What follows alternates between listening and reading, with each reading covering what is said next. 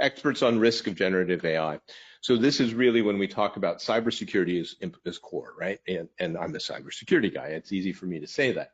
But because we talk about the advanced capabilities of generative AI models, these are the ones who are making up new things, right? Or putting data together in new ways is really what it is for coding and others. We have to build in the concerns. We have to apply what level of risk we do.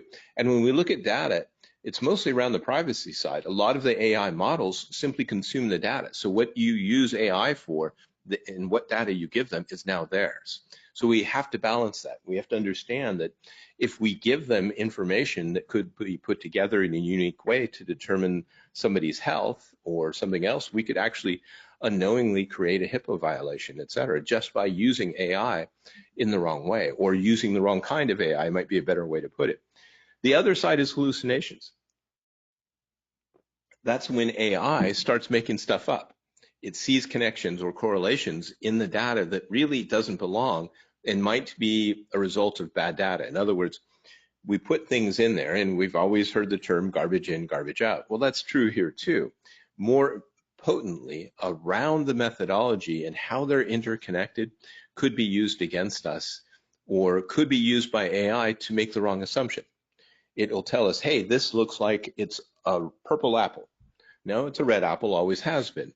The issue became when you combined the whole picture of apples and somebody had put a Photoshop blue apple in there, right? So it suddenly said, well, some of them are red, some are blue, so we're going to settle on purple. That's the kind of thing that can happen. Also, it may have things that don't belong, right? It may actually build up its own erroneous assumptions that it then used to filter out the data so that it gets what it thinks is the right answer and provides the proof that that is the correct answer, even though it's not, right? So we have to look at that. And then, of course, deepfakes. This is interesting. We saw an article recently where they had literally, or a video, where they had a news anchor talking to himself. And you couldn't tell which one was AI and which one wasn't, because they were so interactive and reacting in the same exact model. They were using the same voice, the same face, the same picture, the same movements, because AI was able to generate an exact copy, even though it wasn't him. So we have to watch that. We have to plan for it. We have to create methodologies that protect against it in that world and others, right? Because we're going to see it all the time.